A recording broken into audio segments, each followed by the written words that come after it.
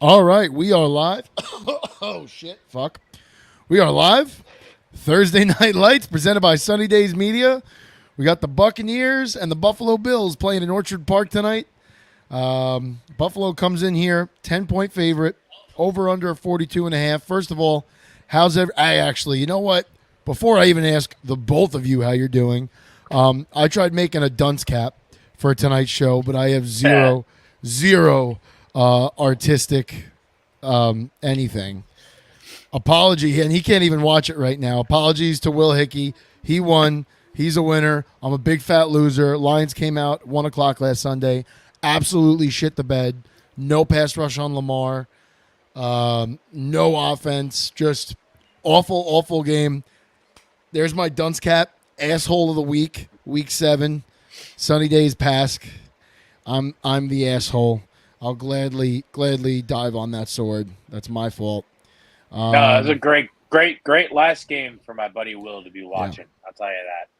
Not good for the wallet though, because I mean, I think I went 1 for 5 on my 5 pick yesterday, so it wasn't even the Lions' fault. But I texted you at like halftime, like, "What the fuck's going on?" And you're like, "It's just one of those days." You had no explanation. You had no feelings about it. I respect that. Yeah, sometimes you gotta get your ass kicked to realize how good you can be. Yeah. I don't think that it was.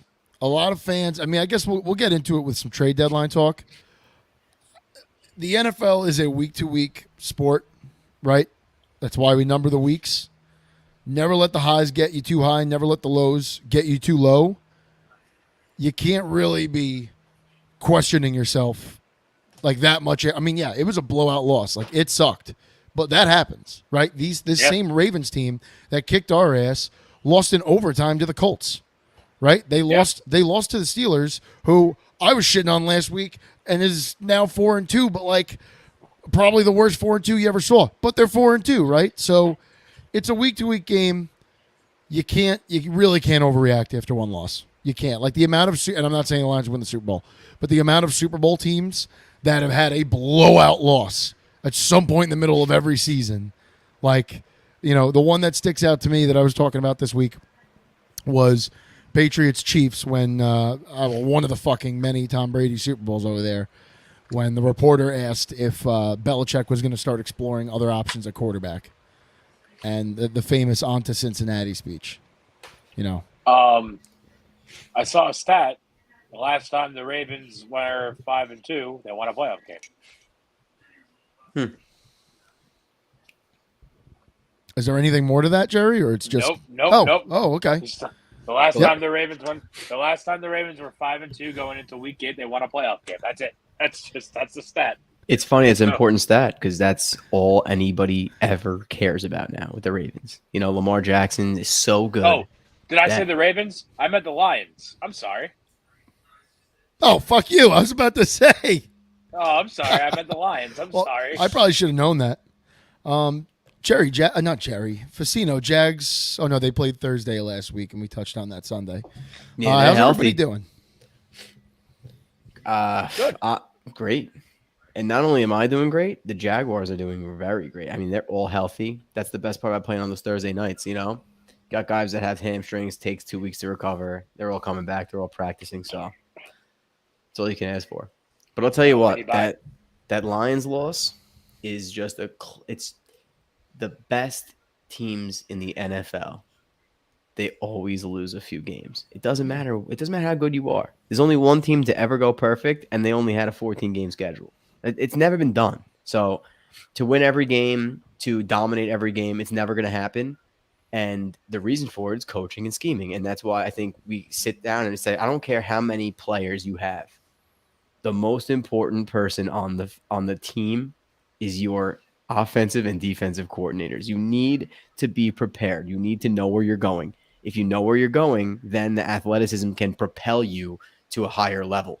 But if you hesitate and you don't have a clear conscience and know exactly where you're supposed to be and when you're supposed to be there, you can't beat teams. So sometimes teams just lay eggs because, you know, other teams are just better prepared. They saw something in the secondary. They saw something, and that's clearly what happened on Sunday. And, you know, sometimes it is what it is. You just move on to the next week. I don't think the Lions are even thinking about that game. Bury the tape. Bury the tape. Or just burn the tape because you can't burn something that's buried. No, they came out. The Ravens staff just flat out came out and outcoached the Lions staff, and like that was, to me, the players have to produce, but that was a big, like, to me that was a big scheme game. Like, not many halftime adjustments defensively. They did nothing to kind of. There was nothing that Ben Johnson did offensively that allowed the Lions to kind of kick back into gear. You know, he didn't slow it down. And Jahmyr Gibbs was getting yards on the ground. I think he averaged 5 or 6 yards a carry. So, like, you could have pounded it a little with David Montgomery out. You could have pounded it a little there, and you could have slowed the game. Even if you're down 14-0, right? When we went down 14-0, it's not a sin. Like, there's plenty of time left, and the Lions offense is versatile enough to throw up 40 points in a sitting, right? So you don't have to. You're not like most teams where you go down 14, you have to air it out. The Lions don't have to do that. They have a good enough run game that they don't have to rush into throwing the ball. And we're going to touch on trade deadline, like I said. Maybe we'll just, I don't know, maybe we'll, whatever you guys think, if you want to touch on the game first. But it brings me back to my point of Derrick Henry. I understand the man's older. I understand he's not what he was 3-4 years ago. I get that. But he's still averaging. I think he's another guy that's averaging 5 yards a carry right now. Like, David Montgomery and Jahmyr Gibbs are both great, especially Montgomery. But this is the second time he's gotten hurt. This is the second time Jahmyr Gibbs has gotten hurt. Knock on wood, he's healthy again. He played last week. But I think if you're the Lions right now, you kind of need to be looking around like, and the guy you brought in off the practice squad dislocated his hip.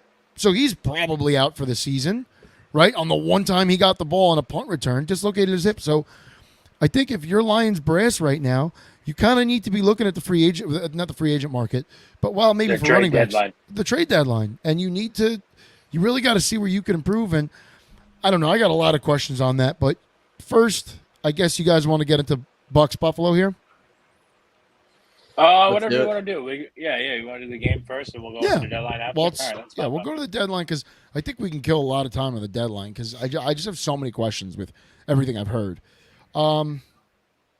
Bucks and Buffalo. What do we think? I think Buccaneers are about to get exposed. We know that they started off hot here. They started off hot, and everyone started asking themselves, "Is Baker Mayfield back?" Baker Mayfield never left. He got dealt a shitty hand, sat on the side of the table for a couple hands, and then came right back in, and he's back to being himself. But the Buccaneers as a whole team, we spoke about it a couple weeks ago, I want to say. Todd Bowles is not a good coach. And you're never going to be a good football team with Todd Bowles calling the shots. And that's just my opinion as a disgruntled Jets fan from the past. I'm sure you can agree with me there. Todd Bowles did no favors for the Jets. And he's doing no favors for the Buccaneers either. But that being said, now we've seen a couple games with the Buccaneers play teams that if you're going to be great or good even, you have to beat. Like, there's no reason why they shouldn't have beat the Falcons. Again, fuck the Falcons. I can't believe I hate the Falcons are the bane of my existence this year. And I'm going to keep betting them too because fuck them. I don't know. I don't care what's going to happen. I'm probably going to play it this week because I like the line. So we'll see what happens. But I don't know. I think the Buccaneers are it's time to none up or shut up for the Buccaneers. And to be honest with you, I don't think they're going anywhere fast. You look at the other side of the ball here with the Bills. The Bills are do you think the Bills are in trouble? No. It's hard to really gauge the Bills right now because Josh Allen is so polarizing. Like he's like the best player in the NFL, and then he's just like a headache, and it's crazy to watch the guy. But after he has a few headache games, he seems to go on like tears. So like we were saying, like you lay a few eggs and then you become the team that you're supposed to be. So I think on a short week, there's no way you can game plan for Josh Allen in 2 days. So I think they just absolutely crushed them. However, if there's one thing Todd Bowles is always been good at, it's been shutting down a guy when you think they're gonna, that he's gonna go crazy. And I think that what he was able to do with Mahomes in that Super Bowl was incredible. And he did win games with the Jets, and that was always when he was able to force turnovers and keep teams at bay on offense. So if there's a guy that can stop Josh Allen, I think he could, but I just don't think that like the Buccaneers have the talent to just withstand that for 4 quarters. And we'll see it. We'll see it tonight. I think the Bills are going to bounce back here. I'm excited to see it happen, especially because the Bills Mafia is mad at me right now. If there's anyone though that could beat Josh Allen in prime time or 1 o'clock, regardless, like, let's be real here, it's Josh Allen, right? Yeah. Like, this is a guy that, I don't know, for lack of a better term here, trips over his own cock half the time. Like, boneheaded. You're in what, year 5, year 6? Like, you're so well established. You're so beloved. You are so talented. And yet he has these bonehead interceptions sometimes that you're looking at him like, and it's not a matter of the game, the lights being too bright or the game being too big. That is not the case. It's just he gets this like brain fog, I feel like, at times. And like the guy just fucking beats himself. Absolutely beats himself. Like, not taking anything away from the New York Jets week 1, but there was no excuse to lose that game. The air came out of the stadium. And what did you do? You just threw 3 picks, gave it right back to them, and you let Zach Wilson and the Jets fucking beat you. And same thing against the Patriots. Like, they were driving, and I believe same thing. I want to say the Bills turned the ball over like, what, 2-3 times last week? That is the Buffalo Bills' Achilles heel every fucking year. It's a spotty defense, and that's weird because McDermott is a defensive guy, right? Like Todd Bowles, he's a defensive-minded head coach, and it's fucking dumb interceptions and fumbles and if you're a Buffalo fan, you got to feel like the football gods have a voodoo doll that they're fucking with, but yeah, I agree with you, Facino, with Bowles. Like, the man is a defensive whiz, but when he's got to run a whole team, he's a fucking deer in headlights. You see that Jack, being the case a lot. You see him on the sideline. This is every game.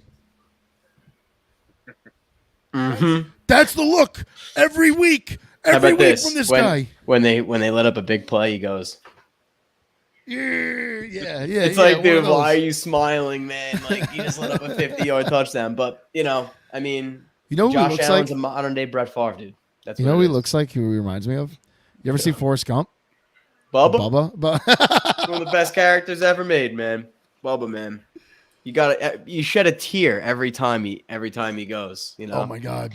It's terrible. You want to laugh, but because his last words is like, okay. Yep. Yeah, it's fucked up. But I think that we're really seeing a modern day Brett Favre. He puts up all the numbers, and then you get to the playoffs, and it's like, can Josh Allen actually ever put 4 games together where he doesn't throw out 2 picks in a game? And I just don't know if he can. I think it's coming. I think that's coming. I think it's only a matter of time. And I know it's been a little while here, but he's also fucking got the shit end of the stick. 3 times now. Right, it was he had Mahomes, and then it was the Burrow game that not the Burrow. Yeah, it was the Burrow game because it wasn't against the Bengals where they got screwed too. He's been screwed a couple times in the playoffs, and I think it's only a matter of time when the ball bounces the Bills' way and they walk away with the ring. My God, would the world explode if we had a Buffalo Bills, Detroit Lions, or even a Jacksonville Jaguars, Detroit Lions Super Bowl? You know what they'll say? The same thing they're saying about the World Series right now. It's going to be a snooze fest. Nobody cares. Yeah, exactly. It's like, dude, there's, not for nothing. Like, you have to spread the wealth in sports. There's 30 teams. Like, if only it's 2 not teams fun win, when it's the same people every year. Yeah, and then all you're doing is just adding, fair weather fans to the same fan bases. It would be awesome for the Lions to win a Super Bowl, man. It would be too for the Jags and the Bills and the Jets. I mean, all of our teams. The Jags need it the most of every team every team right now. The Jags honestly do need it the most because the last thing you want is a town move. Yeah. If they move, man, there's nothing else. Yeah, they're on their way out, right? They have no basketball. They have no baseball. They have no hockey. It's the Jaguars. The whole fucking city is teal. Florida Gators. They're the Florida Gators. That's bigger than the Jaguars down there. Yeah, but it's in Gainesville. It's not in Jacksonville. So they do play. Florida and Georgia actually play a neutral site game every year in Jacksonville. Mm-hmm. But, it's tough. You get How one far is game. Gainesville from Jacksonville? About an 30 hour. minutes. 30 minutes. Is it? Yeah, It's 30. it's close. It's not far. Yeah. Maybe an hour. Because Florida's big as fuck, and so is Jacksonville. An hour sounds more right. But yeah, I mean, but Detroit deserves it. These teams deserve it, man. And I think that I'm excited for this World Series too. Like I'm excited for these teams. They never win. Go get a ring, and I don't make those fans happy for once, because it's a lot of misery when you're losing for 20 years in a row. You know, It's hard to swallow. All right, so we talked a little about Josh Allen. I think the Madden curse is in full effect with him, by the way. What do you mean? He's on the cover of Madden this year. Oh, I thought you said Manning. No. He didn't get hurt or anything like that, but I think you could attribute, I don't want to fucking make excuses and point fingers here, but you could probably easily say that the Madden cover didn't do him any favors. Excuse me. Probably not. Baker on the other side of the ball. Baker's kind of had on Thursdays.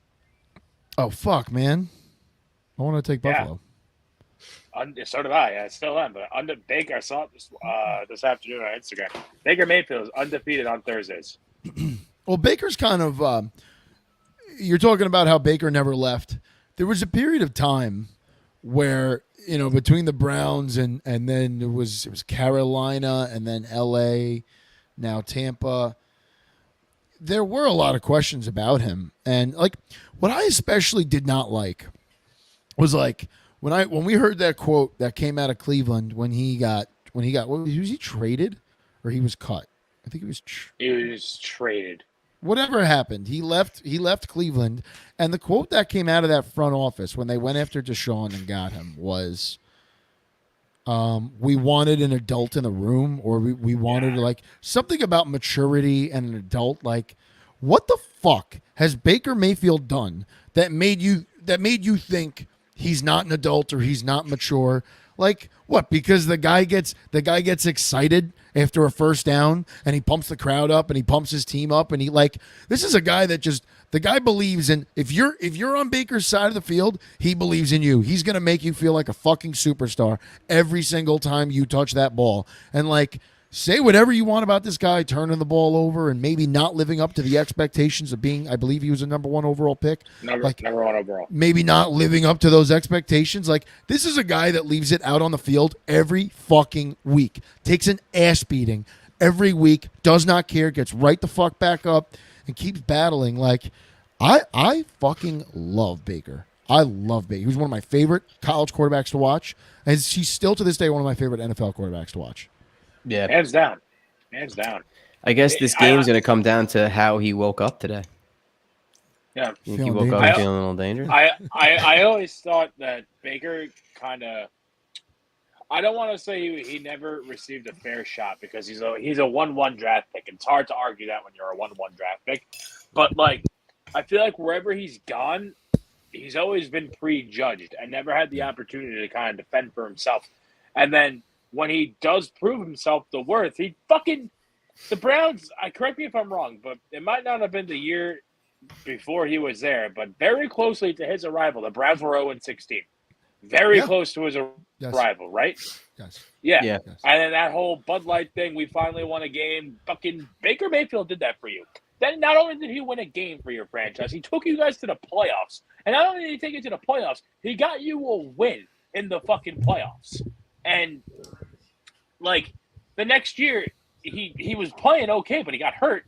And then instead of, taking time off and resting and putting whoever the fuck the backup is behind center or under center, he decides to play through the injury because he's a warrior. And because of that, they judge his performance based off that, even though he has a torn labrum.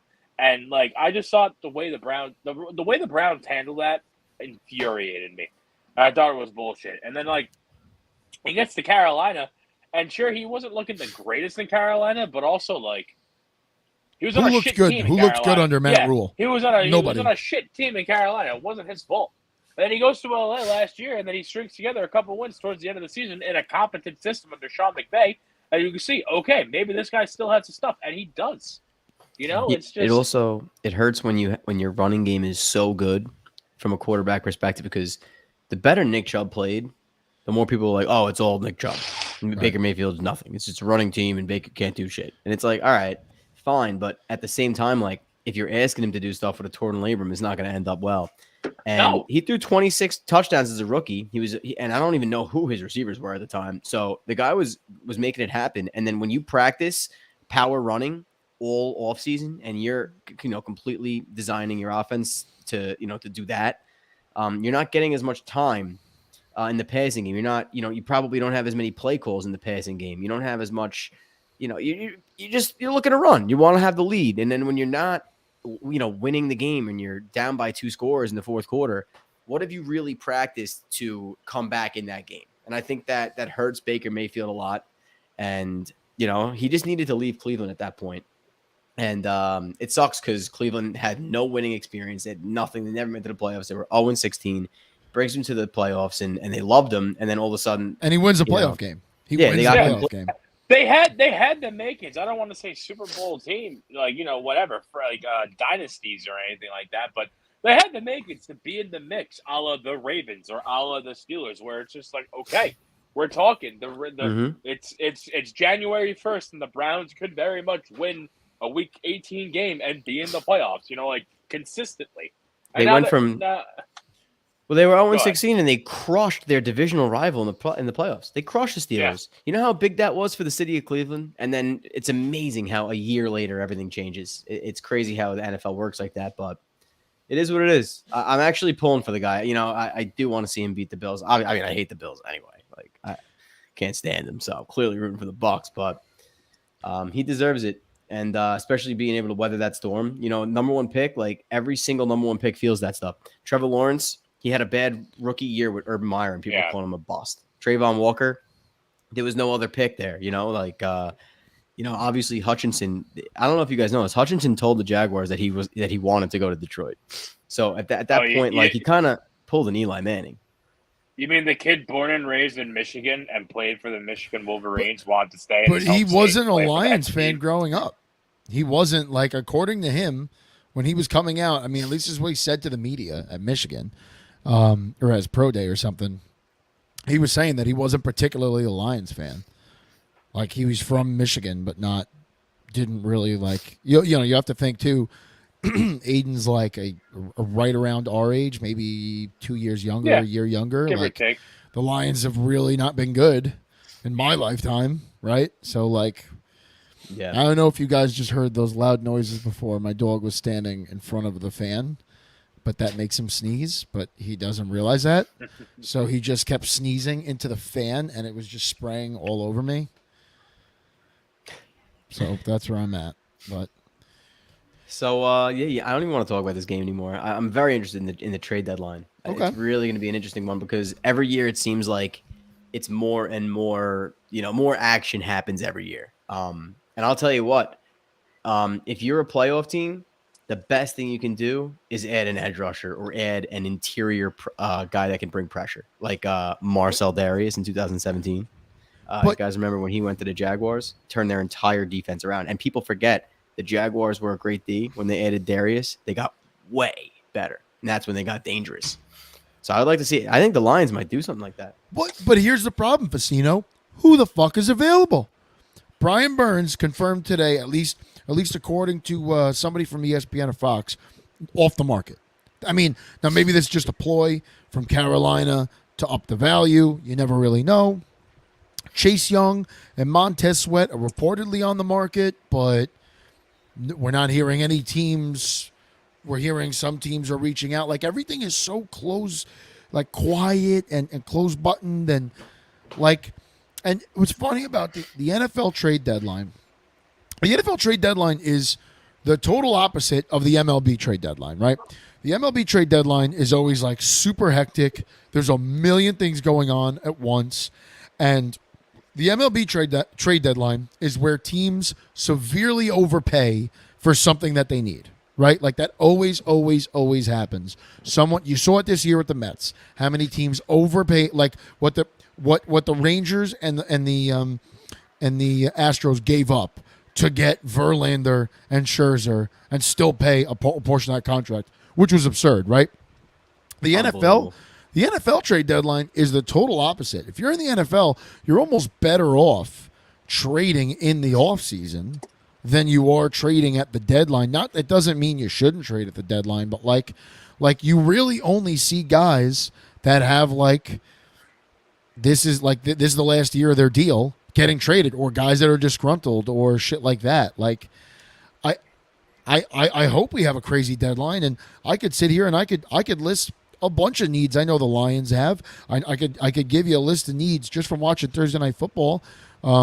I could tell you probably a little of maybe what the Jaguars need, what the Jets need, what the Giants are probably going to be sellers, but like who's actually open for business? We know Denver's open for business, but a deal hasn't been done yet, and it's Thursday night, right? So everyone's in game prep, everyone's getting ready for Sunday.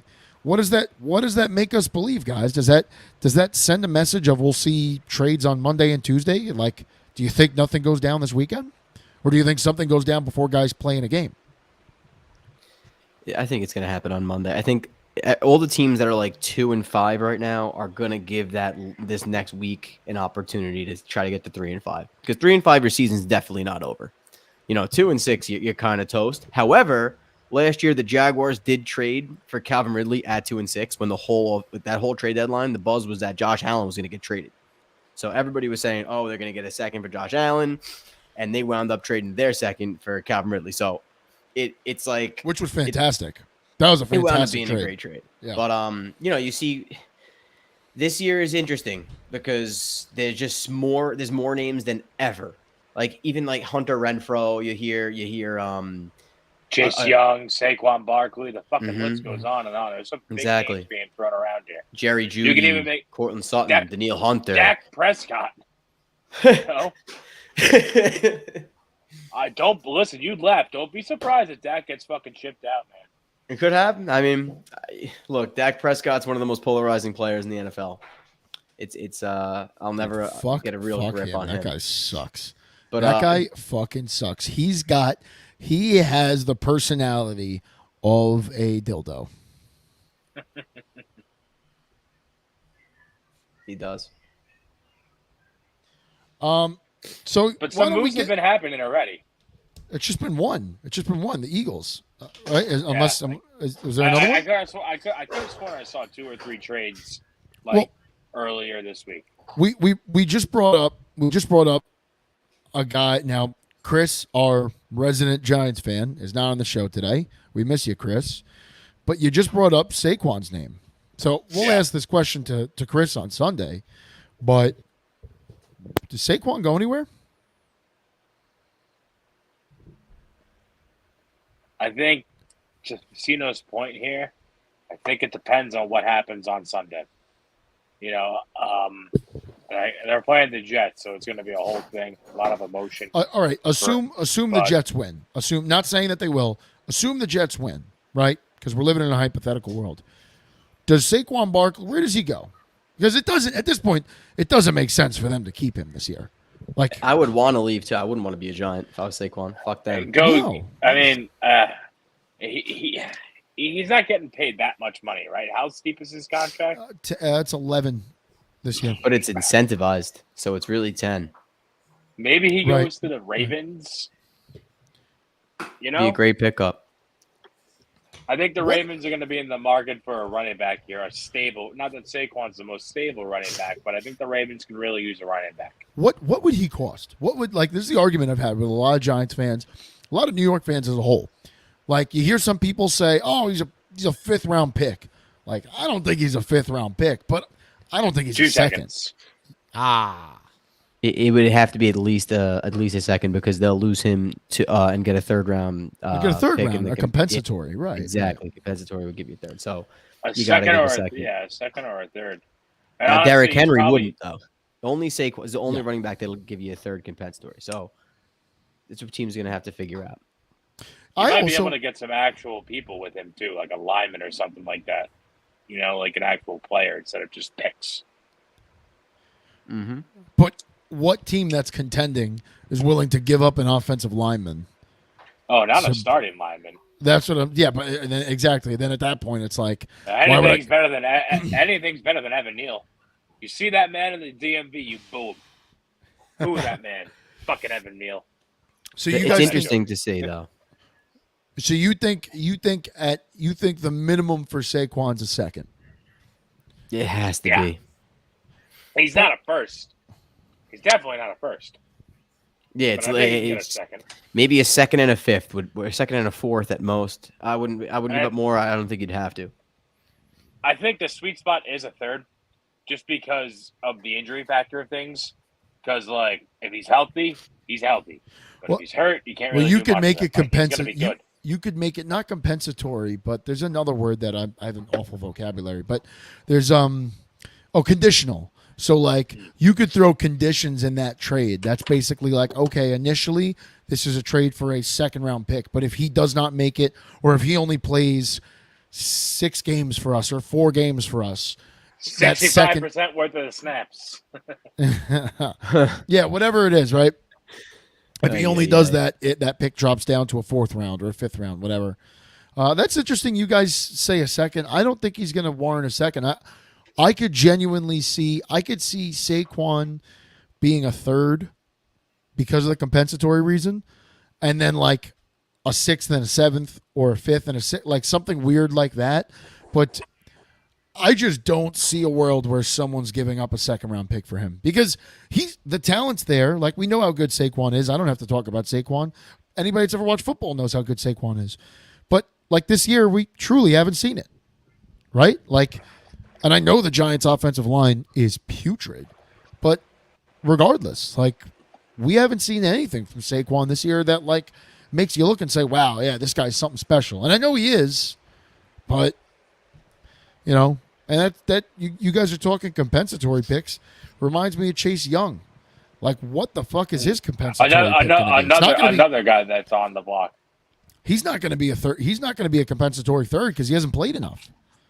He hasn't had any. I don't think he's ever been a Pro Bowl. Like, I don't think he's ever gotten any awards because he hasn't.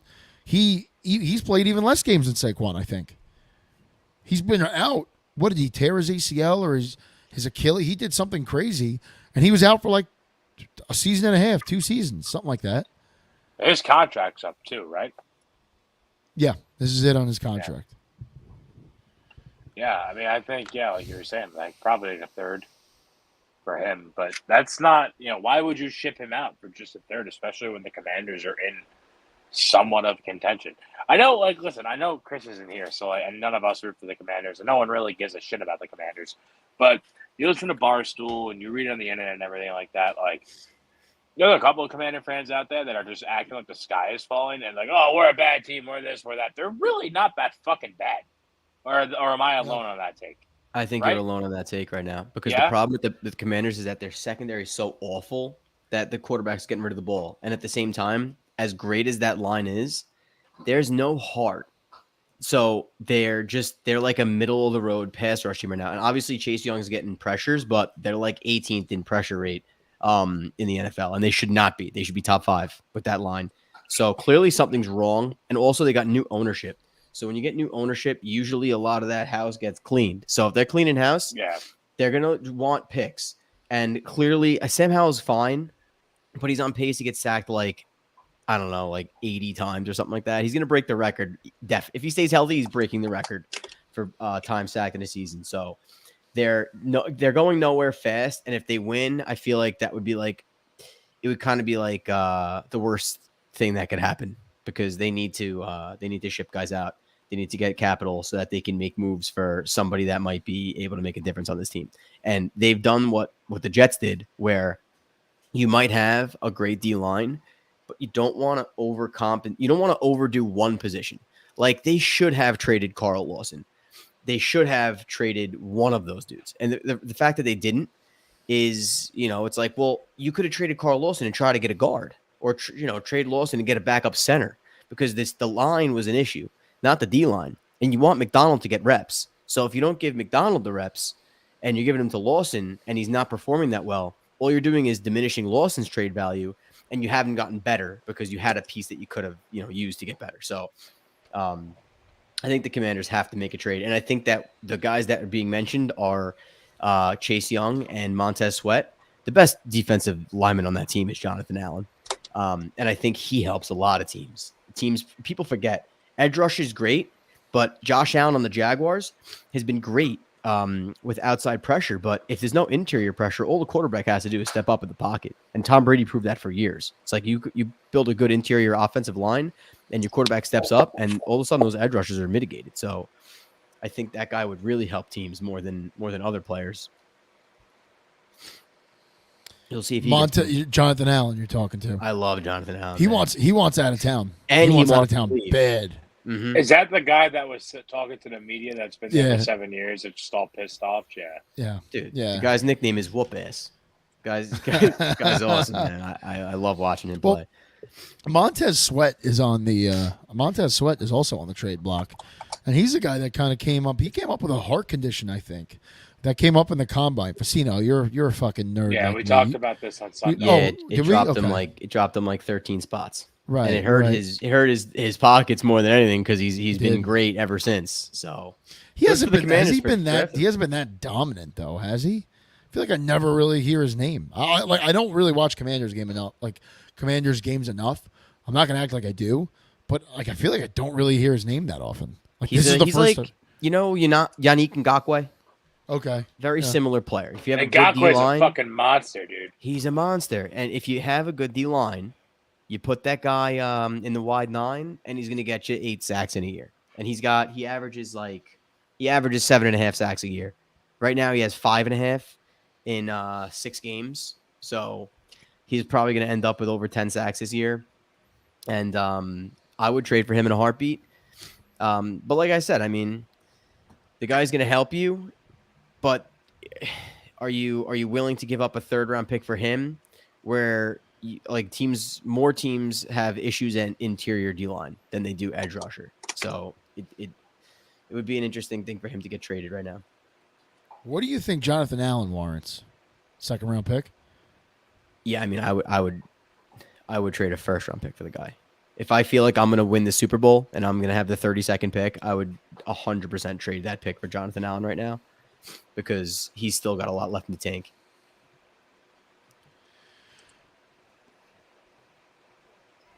Oh, Draco, relax, buddy. I think he got guaranteed. He signed his contract in. Let me look at this up quick. So he signed with the Commanders last year. This year. Yeah. So this year's his first year getting paid, which means he was given his bonus already. $30 million of that $72 million.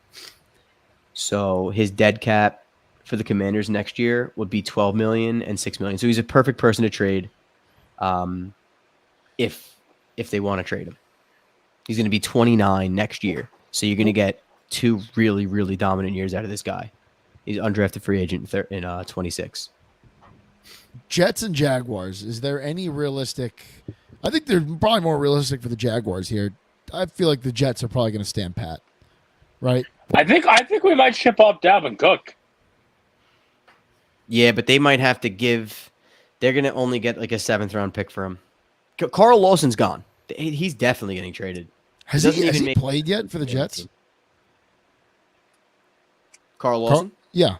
He has. He hasn't been good. So that's what I'm saying. Like, you might have been able to get a 3rd-round pick for him. Now it's looking like you might get a 5th or a 6th-round pick for him, where it's just like you want him off the team. Teams know that.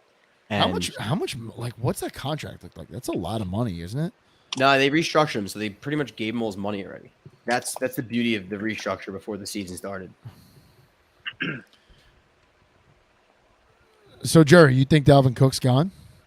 Yeah, I think again, because I think the experiment failed, and it stinks because the likings were there, and I think it could have been a great 1-2 combination. I don't think Dalvin Cook was ever going to be the star that he wants to be. Dalvin Cook wants to be a number 1. And he came to the wrong place to be a number 1 because we had Breece Hall, and Breece Hall's a stud. But I think we could maybe ship him off to, again, the Ravens, who are looking for a sturdy, steady running back that's not going to get hurt, just like J.K. Dobbins does every single year, like clockwork, and it stinks. Or you could send him to the fucking Buccaneers, who don't have a running back. Basically, any of these places are like by committee. they could use a solid number one. Honestly, could probably even get away and send him to the Giants, the Bills. But I think there are a lot of different takers, and I think Dalvin Cook, he's been underutilized, but I think we have seen, like, I think it was week 2, we saw a pretty big flash of him where it's like, oh, you could still play ball, dude. Like, okay, fine. And, like, it was good, but then, like, it just hasn't been used since then. Why has it not worked in New York for Dalvin Cook? I don't know. Dalvin Cook is cooked. You think so? You don't think he has it? You think so?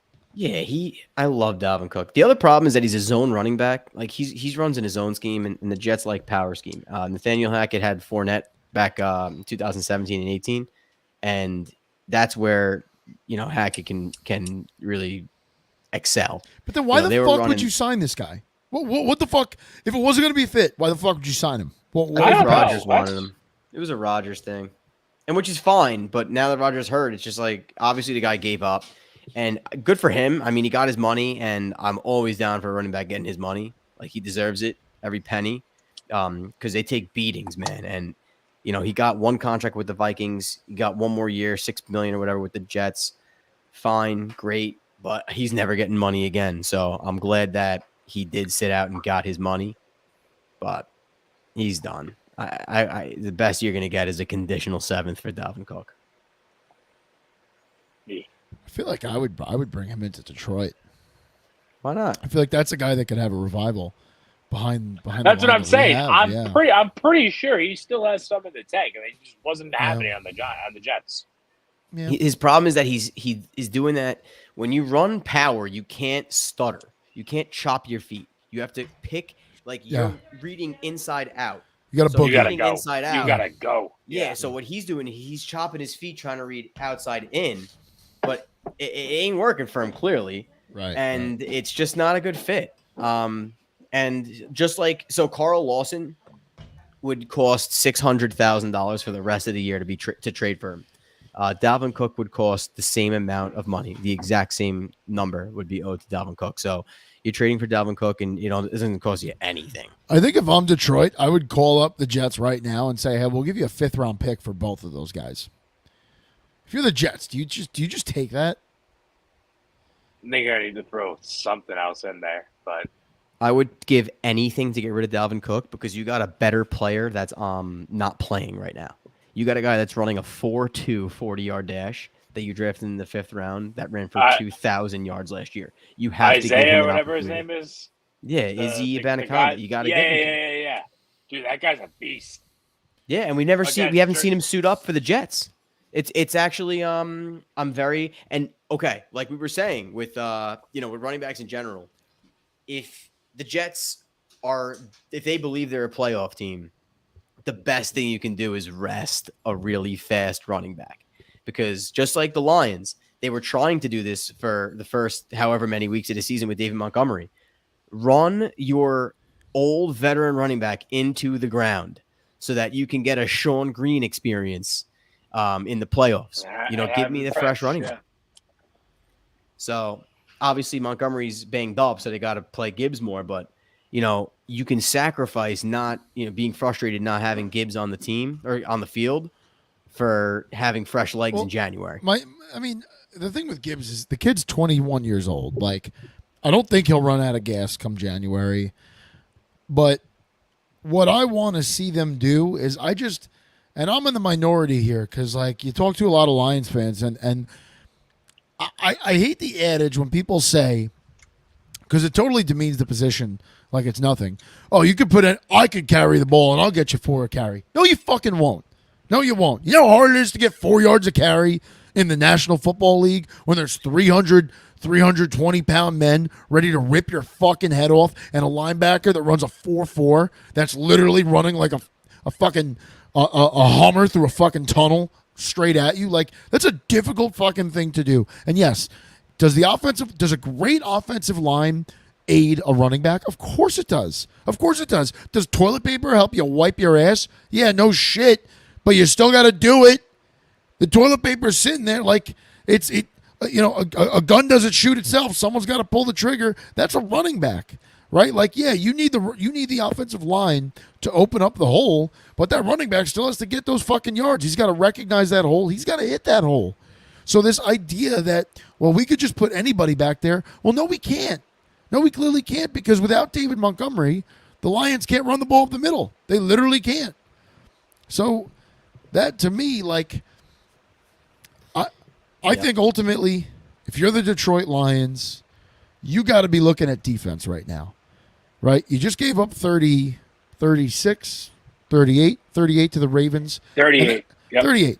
And that's not indicative of the rest of the season. No. I don't believe that. But No, it not happened. at all. But it happened, right? It happened. And how did that happen? Because you had a starting cornerback out, and you started basically a safety at corner. The Lions need two things more than they need a running back, of course. Another corner to play in the event that Jerry Jacobs gets hurt again. And they need another edge rusher. You cannot do this job alone with just Aiden Hutchinson. Is Aiden Hutchinson a top edge rusher in this league? Yes. Is he a top pass rusher in this league? I wouldn't put him in the top 3, but I would put him in the top 6 or 7. That's where I would put Aiden Hutchinson. And I think that's fair. He's got a lot of hurries. He's got 4.5 sacks right now. Like, I would put him there. But he can't do it himself. He's not Reggie White. He's not Lawrence Taylor. He needs somebody on the other side when when Aiden's absorbing double coverage, sometimes triple coverage. Someone's got to be on the other side of him to get to the quarterback and finish. And we're just not doing it. What about Houston? He's coming back, what? No, he broke his ankle. He's out till December? Well, he broke his ankle in week 2, and we were told 6 to 8 weeks on that injury. So 8 weeks would be the Chargers game after our bye. So we have the Raiders, bye, the Chargers. So the Raiders game this week, he could possibly come back. But he's not going to. He hasn't practiced. Like, he's not coming back this week. And then we have a bye week, so potentially he comes back against the Chargers. But so I think you're in the same position as the Jaguars. I think that you have to trade. In a perfect world, I would rather replace Benito Jones than try to get another to replace Houston, because if Houston comes back and you have Hutchinson, if you put Jonathan Allen in the middle of that fucking defensive line, I think both those guys wind up playing better.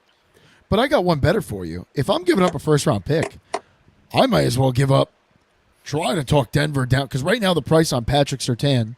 So for those of you who don't know who Patrick Surtain is, I know we have one Denver listener. He's probably, he's not better than Sauce Gardner. I don't know. I'm from New York, so maybe I think Sauce is better. I don't know. But, like, he's on the level of Sauce Gardner. I would put him on that level, right? He's been in the league. This is his second or third year. He's been an All-Pro twice, or a Pro Bowler and an All-Pro. Like, the kid is a fucking stud. He's on a rookie contract with a year left, and you could activate that 5th-year option at the end of this year. Right now, the price on him is 2 first-round picks. Can you maybe talk Denver into, on Tuesday at 3 p.m. Eastern time, can you maybe talk Denver into a first and a second instead of 2 firsts? Yeah. Maybe not. I mean, if you're a team like the Jaguars, the Lions, like, you're probably not going to be picking that high, right? Like, you're going to be picking on the back end of the first, the back end of the second. So that first-round pick is closer to a second. That second-round pick is closer to a third. He's going to be hard, though. But you know what, though? He's going to be hard to pry away from them. But you know what, Facino, I'm at the if the cost is truly 2 first-round picks, I tell you what, I'd make that fucking trade, because who are you I mean, we've done very well in the first round with Brad Holmes, but the Lions have also had very, very, very early picks. Like, in the back end of that first round, who the fuck are you finding that is anywhere near Patrick Surtain? Not to mention, you guys are pretty set up. Right. You guys are set up already. Like, you're not building, you're not tanking. You're fine where you are now. You're developing what you have. And so there's no reason to worry. And I don't want to say worry about drafting, because obviously drafting is still important. But you have, you don't need a stud right now. You're complete. But if there's someone to give up 2 first-round picks for, that of all the guys we've named, I think Pat Surtain is the guy. Would you agree on that, Facino? Without a doubt. I think he would be the best player that may be on the trade block. But like I said, I mean, the Jaguars went through this with Jalen Ramsey. These teams are. It's very hard to convince a team to get rid of those players. The player has to force the issue. So I don't know if Surtain's like particularly forcing the issue to get out of there. His father is a little bit. His father's talking. His father's talking. Yeah. Look, I think he's unbelievable. Like I said, I never thought the Jaguars would trade Jalen Ramsey. I thought they would just keep him forever. And I remember actually when Gardner Minshew became this Jaguar starter, I actually bought a plane ticket down to to Jacksonville. They played the Saints, and that was the game that Jalen Ramsey sat out with the back injury. And I remember the whole stadium was like, you know what, fuck this guy. You know, like you were great. Oh, I do remember this. This is when he forced his way out. Right? Yeah, but when the team's not doing good, if you're not a team player, like you can't. I don't want him. And I think right now with the Dolphins, like. He's so happy. It's like, yeah, because they're 5-2. Yeah, because he's winning. As soon as they lose a few games, he's gonna have a back injury. He's like an asshole. Like, and that's did he win the Super Bowl? Was he on the Rams? He did. He won the Super Bowl, and he feels as if he's justified. But let me tell you something. You ruined relationships with the a fan base that would have supported you forever. A fan base that would have put you in the Ring of Honor, that would have immortalized you. And then you went to the Rams for 2 years to win a Super Bowl. Your jersey's never getting retired in Jacksonville. It's never getting retired in Los Angeles. It's never getting retired in Miami. Who are you? You're a guy that sold out for a ring? That's who you are. That's all you'll ever be. And you know what? He gets cooked every game now. You were good with Jacksonville when they forced you into cover 3, when you couldn't get beat deep because they knew you were going to get beat deep because he has no acceleration. And now you're playing, and you went and played in Los Angeles, and you got beat every game for a touchdown. What are you going to do in Miami? You know what you're going to do? You're going to fucking play safety. That's what they're going to do to you. So Patrick Surtain is a young, super young, very agile, really awesome cornerback. And it would take 2 first-round picks to even get me to think about it, to even get me into the room. So who knows? I think I would offer it, but we'll see what Denver has to say about it. I would love him. If they can't get their hands on a corner, I mean, there's a couple. There's a corner in Chicago. I don't remember his name. People are talking about him. There's a corner in Carolina. As we said before, Brian Burns is supposedly off the table, which sucks. That's another guy I'd probably give up a first round pick for, right, to put him on the opposite side of Aiden Hutchinson. And that's the thing with the predicament that the Lions are in, is they need help. They need help at the edge, and they need help at corner. Well, if you could fix one of those spots, that could help shore up the other. Don't be surprised if you go and get Carl Lawson, because he can rush from the outside. And when Houston comes back, he can go rush from the inside. You know what I've been thinking about this week, and I've seen nothing on it, like haven't read a thing about it. You know who's out there who hasn't signed with a team? He's a little old, but he hasn't signed with a team, and he does this every year. Past 3 years now, he waits. He waits till November, and he signs with. No, he's retired. No, you're talking about an edge rusher? He's not retired. Nope. Larry's not retired? Thought he. No. Okay. I believe he never officially retired. Okay. No, not an edge rusher. He's a defensive lineman, but he's not an edge rusher. But I tell you what, you can make him. You could probably make him. You could make him an edge rusher if you wanted to, but that's not what they would do. Who am I talking about? Wow, give me a second here. Played for the Eagles last year. Wore number 74 for the Eagles last year. Come on. You don't associate him with the Eagles. You associate him with the Lions. You gotta be shitting me. Dude, are you kidding? Went to Nebraska. Was Defensive Rookie of the Year in 2010. Got picked after Sam Bradford. Drafted by the Lions. Are you kidding? What? No. What? A defensive tackle that came out of Nebraska. Almost won the Heisman. Sue is not on a team? Sue is not on a team. Get out of He here. does this every year. He does this every year now because I guess he just probably He just can't make it through a season anymore because he's just older and shit. But Yeah. he does this every year. He just joins a team late. And he always wants to be on a contender. Did it with the Buccaneers.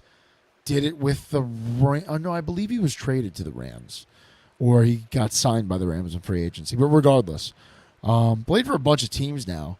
Like, if I'm the Lions, and now given the Lions only have about $6 million in cap space left this year, but like, if I'm the Lions, that's enough for an Asian vet. Yeah, but I don't know what Sue's going to sign for. I mean, he's not going to make no $6 million this year, but like, if you're doing that and you're making a trade, it's going to cost you. But you know what, man? If you're telling me if Brad Holmes stood up on a podium and told me tomorrow, I gave away the next 2 first-round picks, I brought in Pat Surtain. Oh, and by the way, we signed Ndamukong Suh for the remainder of the season at $2.7 million. Dude, he would get fucking crazy ovation, man. Oh my God! And they were actually decent when he was young, and then he kind of fell off, and it all fell apart. But I think Suh would actually probably love that reunion he too. fell off. He fell off after he left Detroit. When he left Detroit, that was a mess with it. The Lions fucked that up. They should have signed him early and whatever. But he's also a piece of shit. Let's call it for what it is. I don't give a fuck. He's a D tackle. What do you want him picking daisies and kissing babies? Fuck you. I want a scumbag piece of fucking shit that's got his hands in the dirt and he's fucking punching you in the gut. I don't give a fuck if you fly. I want a scumbag. I want an asshole. He's not my ambassador. He's my defensive tackle. His job is to murder people, not literally. Not literally. Be the biggest scumbag in Lions history either. No. Why? Who would that be? We didn't Night have Train OJ. Lane. No, Night Train Lane. Remember Night Train Lane? I don't. You don't remember him either because you weren't born. No, I wasn't born, but he's the reason that you can't face mask. The face mask's a penalty because in Night Train Lane, he used to tackle people by the face mask. Has some of the oh my God, he was one of the greatest players, man. He actually had 14 picks in a season, still a record to this day, and they didn't even pass back then. But the guy used to hit people. He used to clothesline people. The guy was absurd. So it is what it is. I mean, as time goes on, it's amazing what a dirty player is. Like if you watch John Lynch play, he would have been expelled from the league. My house. You got intruder? Let's get him. Bring the camera live on the stream. They saw he was vulnerable in the basement on the stream. Islanders update for anybody that cares. 2-0. They need this. They've been off to a slow start. Rangers are looking good. Yeah, it's nice. Yeah, it's nice when hockey's good in New York as well as basketball. We never get it, so we never care about it. But I would love to see that. Speaking of basketball, dude, the Knicks had a great game last night. They just I thought I was about to be a statistic. Yeah. You know what I would love to see? A Rangers-Islanders playoff series. I've never seen it. I don't think it's ever happened. It happened in '94. We watched the fucking. I was in the womb, my man. I wasn't even alive. Swept them. This game starts at 8:20, and we don't have a bet in. Do we like it? I have to justify. I would take Josh Allen touchdown, rushing touchdown. Bills alternate spread -6.5. Stephon Diggs touchdown. There you go. I want to see. I think Josh Allen hasn't ran one in this year though, so I'd like to see that happen. Do you think this game goes over 43 points? I don't know. Oh, actually, you know what? Somebody was saying 35-16. The Bills' defense is so banged up right now that I think they're going to have an acclimation issue just because they haven't been able to prepare defensively. So I think the Bucs might put up 20 points, and if they lose, that's going to be an over right there. You know? So you would take the over in this game? I would take the over because I think the Bills are so due, and I think the Bucs will score some. So if the Bills score 30, the Bucs score 20, you hit it by over. The past 2 weeks, the Bucs haven't scored shit. Bills, what are the Bucs? They scored 13 last week and 6 the week before. And they're coming in on a short week. Fuck it. I'm hammering the Bills -10. Bang. Bang. There you go. I don't love that number, I'll be honest, but it is what it is. I think you should buy it down to 6.5, but scared money don't make no money. Like we said at the beginning of the show. If you're scared, go to church. Like we said at the beginning of the show, this year and historically, with larger spreads of like double digits and whatnot, they've been being covered. So fucking hammer the 10. There's no money, I would say, in a lot of cases, not in a lot of cases, but this year I feel like we've been seeing comparable money line odds. Obviously nothing at this market, but Bills money line's minus 460. There's no money in that. You have to pay them if you win. Like it's just not worth your time. Right. All right. We got anything else on tonight's game? Trade deadline. I mean, we could dive more into trade deadline anyway. Yeah, I think we'll have more information. I think there might be a splash made on Saturday. I wouldn't be surprised if something happens on Saturday. Go ahead. I just think the only guy that's guaranteed to be traded is Derrick Henry. Other than that, who knows? But he's guaranteed. I think this is either going to be a very active deadline or like 2 moves made. Genuinely. Because there's not a lot of sellers, man. There's not. Like, there's maybe the Commanders. Like, the Panthers are winless, but they're not selling anything. Which is, what are you doing? What the NFL needs to do is push the deadline back to Week 10. Oh, yeah. It is crazy that it's in Week 8, in between Week 7 and 8. It used to be Week 4. It used to be Week 4 or 5, I think. I think it was 5. Like, that's fucking crazy. That's beginning of the season. You have no idea. Nobody's selling. But you get to Week 10 and you're 3-6, you're probably selling. Like you'd have to go. You're really only afforded one more loss because at that point you're 10-7, and then you got to play the strength of schedule and shit. Who would you beat? They should make it the week before Thanksgiving, like November 15th.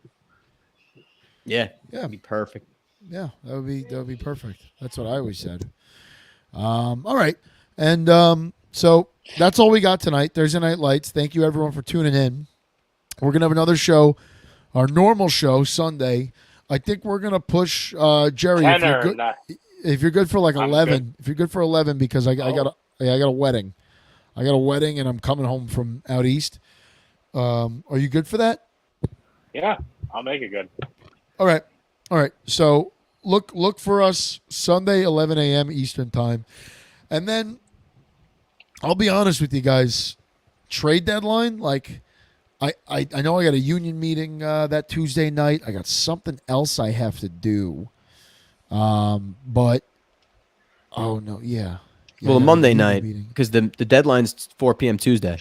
Tuesday. So, right. No, but that's my point. So Tuesday night, if there's anything crazy, put it this way: if one of our teams trades for someone, we should really try. I don't know.